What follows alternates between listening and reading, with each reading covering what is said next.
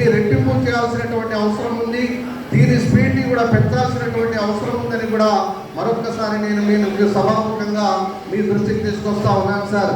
కాబట్టి ఇలాంటి కార్యక్రమాలు మరిన్ని జరగాలి.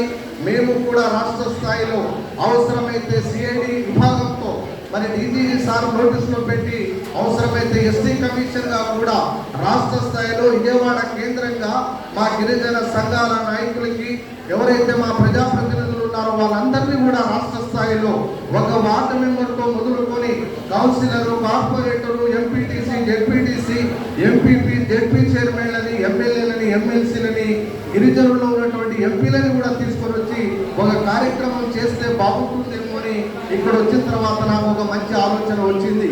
కాబట్టి దాన్ని కూడా రూపకల్పన చేయడానికి మేము కూడా మా వంతు అంటే మా ప్రజల్ని చైతన్యం చేయడానికి మీతో కలిసి పని చేయడానికి కూడా ఆలోచన చేస్తామని కూడా నేను గుర్తు చేస్తా ఉన్నాను సార్. ఈ జిల్లాలో యానాది ప్రజలు ఎక్కువ ఉన్నారు సార్.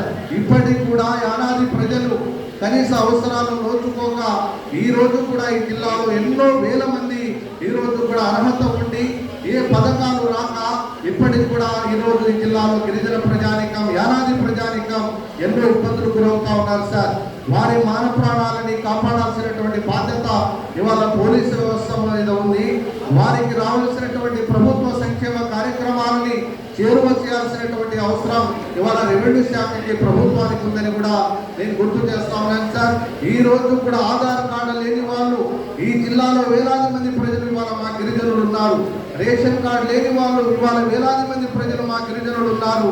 ఓటర్ ఐడి లేనటువంటి వాళ్ళు కనీసం పిల్లలకి స్కూల్లో అడ్మిషన్ తీసుకోవాలంటే బర్త్ సర్టిఫికేట్ లేనటువంటి వాళ్ళు ఈ జిల్లాలో మా ప్రజానికం వేలాది మంది ఉన్నారనే విషయాన్ని కూడా సభాముఖంగా తీసుకొని వస్తా ఉన్నాను సార్.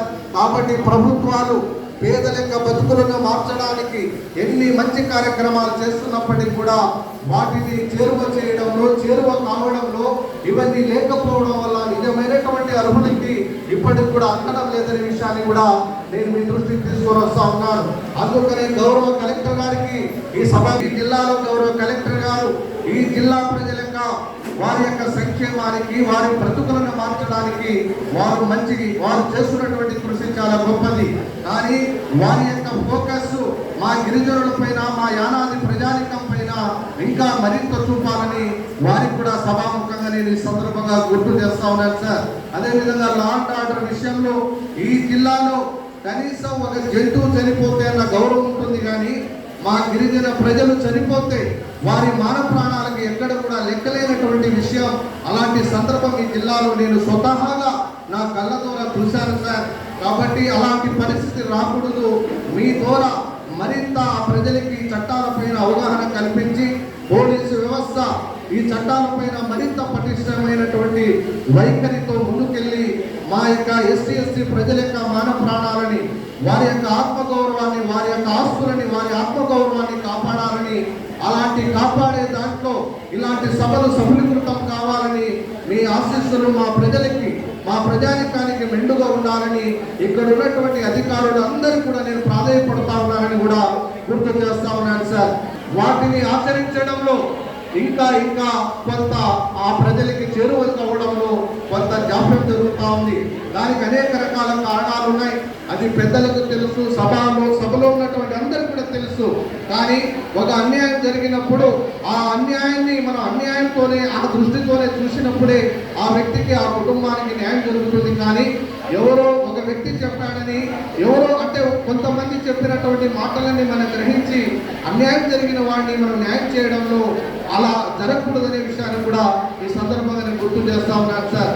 కాబట్టి ఈ కార్యక్రమం ఈ జిల్లా ప్రజలకి, ఎస్సీ ప్రజానికానికి దోహదపడాలని ఇలాంటి కార్యక్రమాలు మన సిఐడి విభాగం తరఫున మరిన్ని ఈ జిల్లాలో మారుమూల ప్రాంతాల్లో, గ్రామీణ ప్రాంతాల్లో చేపట్టాలని ఈ సందర్భంగా నేను గుర్తు చేస్తూ, మరి ఎస్సీ ప్రజలకి ఏ కష్టంలో ఇవాళ ప్రభుత్వం అండగా ఉంటుంది, ఇవాళ పోలీసు వ్యవస్థ అండగా ఉంటుంది, ఇవాళ రాజ్యాంగబద్ధంగా ఏర్పడినటువంటి సంస్థలు ఎస్సీ కమిషన్లు కూడా ఉన్నాయి.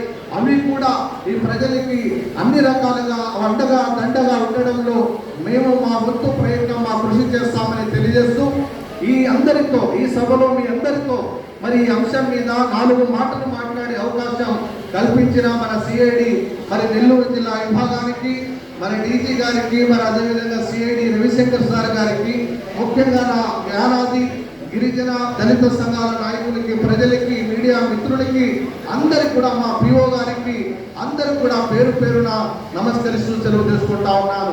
గిరిజనుల ఐక్యత వర్ధిల్లాలి, దళితుల యొక్క ఐక్యత వర్ధిల్లాలని అంబేద్కర్ కలలుగన్నటువంటి వారి యొక్క స్ఫూర్తితో, వారి యొక్క ఆలోచన మేరకు మనమందరం కూడా ఒక మాట మీద ఒక బాటలో నడవాలని మనస్ఫూర్తిగా కోరుకుంటూ సెలవు తీసుకుంటా ఉన్నాను. Thank you sir.